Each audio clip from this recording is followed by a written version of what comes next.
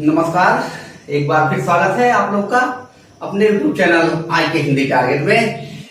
आज हम भाग 14 लेकर आए हैं। भाग 14 आपके सामने रख रहे हैं। सवाल हमारा, जवाब भी हमारा। इसमें भाग 13 के प्रश्नों के जो जवाब है उसको हम आपको बताने वाले हैं और फिर आपको 10 सवाल आपको देने वाले हैं। ये श्रृंखला लगातार चल रही है 10 प्रश्नों की। इन 10 प्रश्नों की श्रृंखला लगातार चल रही है। उसके लिए आपको बस ध्यान देना है कि कौन कौन से प्रश्न हर वीडियो में आ रहे हैं। आपको बस उसको नोट करते चलना है और याद कर लेना है। ठीक है, तो चलिए देखते हैं कौन कौन से प्रश्न पिछले वीडियो के थे। इससे पहले मेरे चैनल को सब्सक्राइब कर लीजिए, लाइक कर दीजिए, बेल आइकन को दबा दीजिए ताकि आने वाले सभी वीडियो आपको मिलते रहे। नहीं तो आप इससे वंचित हो जाएंगे, सिर्फ अगर देख के छोड़ देते हैं। ठीक है, इससे आपका क्या होगा, भला होगा। ठीक है, ज्यादा से ज्यादा लोग क्या होगा, भला होगा। तो चलिए देखते हैं कौन कौन से प्रश्न दिए गए थे। पहला प्रश्न दिया गया था, किस कवि को सॉनेट का कवि कहा जाता है। यानी कौन से वह कवि है जिसको सॉनेट का कवि कहा जाता है। तो सॉनेट का कवि सुने होंगे वासुदेव। कौन है, वासुदेव सिंह। इनका जो उपनाम है त्रिलोचन। त्रिलोचन बाद में लिख रहे हैं, इसलिए आप घबराइए मत। ठीक है, त्रिलोचन जो यही सुल्तानपुर चिराना पट्टी के रहने वाले थे, है नहीं। 1917 में जन्म हुआ था वासुदेव सिंह त्रिलोचन। आप सीधे सीधे कहिए सॉनेट का कवि त्रिलोचन को कहा जाता है, क्योंकि त्रिलोचन के नाम से जाने जाते हैं। ठीक, सॉनेट एक छंद है, 8 और 6 पंक्तियों के में बटा होता है और ये इटालियन शब्द है। ठीक है, दूसरा 5 आंचलिक उपन्यासकारों के नाम बताइए। तो पहले उपन्यासकार के सबसे पहले ले लेते हैं आप हरीश्वर नाथ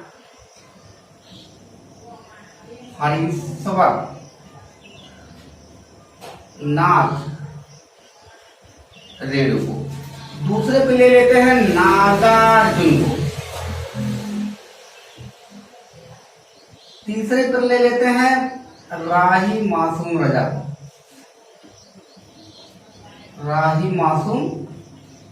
रजा को। चौथे पर कर देते हैं विवेकी राय को। ठीक है, विवेकी राय। और 5वें पे है रामदरस। आपके शैलेश मटियानी भी हैं, भगवान दास ने, बहुत लोग हैं, लेकिन आपको 5 ही बताना है। 5 आप याद कर लीजिए। ठीक है, तीसरा है दादू दयाल का सत्संग स्थल कहाँ था। ये जो सत्संग करते थे, ये करते थे अलख दरीबा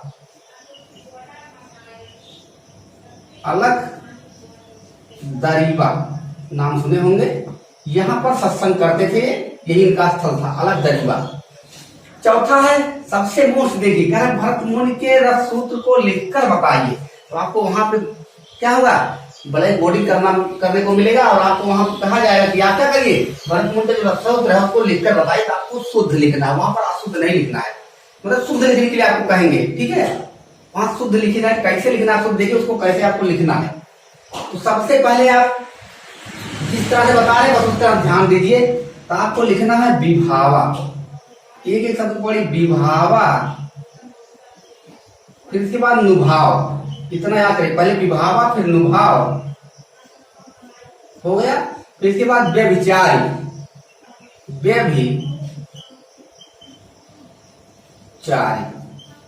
ये एक में है पूरा। अब इसको आप पहले करेंगे विभावा, फिर इसको याद करेंगे नुभाव, फिर व्यभिचारी। ठीक है, तभी याद होगा। फिर इसके बाद होगा संयोगाद्र। इतना याद करिए, संयोगाद्र।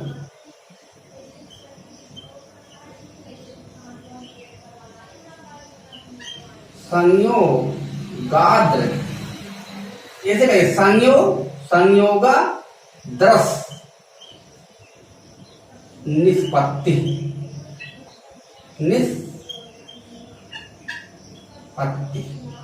ये आपका हो जाएगा संयोगाद्र निष्पत्ति। ये एक में है, ये एक में, 2 ही है। विभावानुभाव व्यभिचारी संयोगाद्र निष्पत्ति। यानी इसमें इन्होंने अनुभव अस्थायी भाव को नहीं जोड़ा है, 3 ही माने हैं, 3 अंग माने हैं रस के। 5वें पर हिंदी साहित्य सम्मेलन के संस्थापक कौन थे? तो हिंदी साहित्य सम्मेलन के संस्थापक जो आपके थे, जिनके नाम में मां मिलता है, मदन मोहन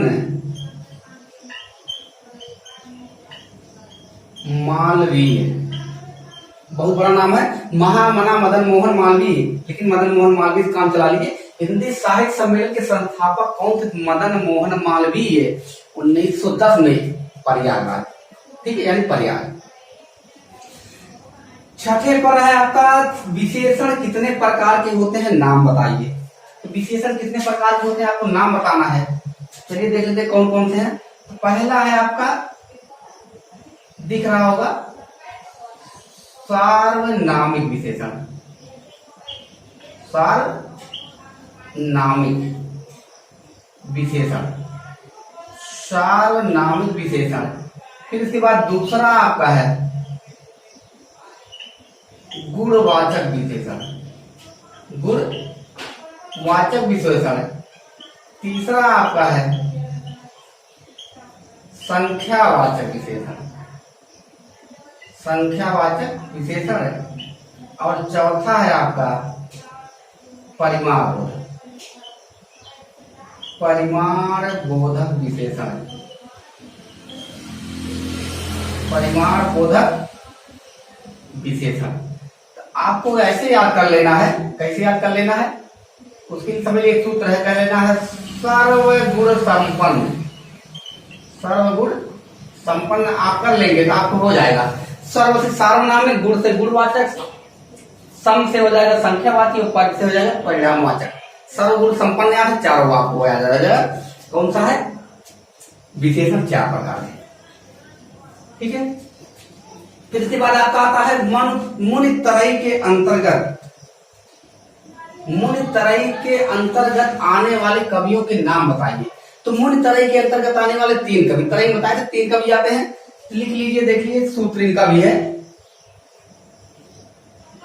आप बस ऐसे करिए एकदम आसान हो जाएगा। पाप का मुनितरई, पाप का मुनितरई, ये सूत्र बनाया गया है, इससे कोई घबराने की जरूरत नहीं है। पाप का है, क्या है, पा है, पा है, का है, तो आपका हो जाएगा पाणिन, ठीक, पा से पाणिन। फिर इससे हो जाएगा पा से पतंजलि,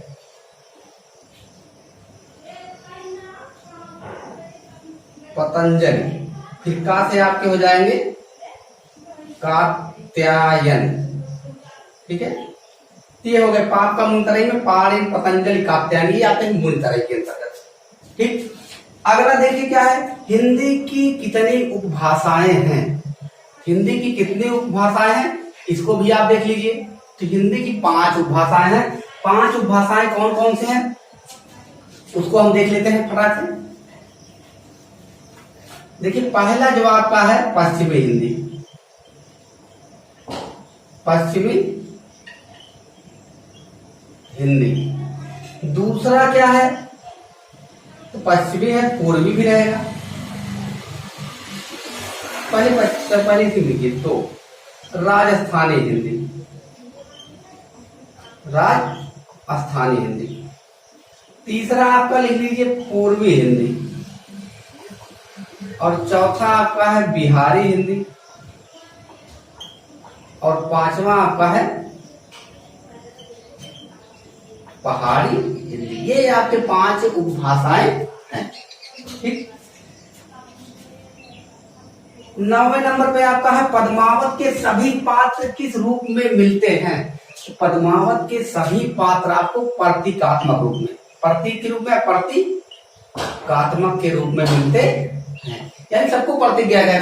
तन चितौर मन राजा कीना, हे सिंगल बुध पद्मनी चीना, गुरु सुबह बिल्कुल दिखाओ, यानी तन चितौर का, हे सिंगल देव का, इसी तरह सबको प्रतीक बताया गया है पद्मावत के सभी पात्रों को।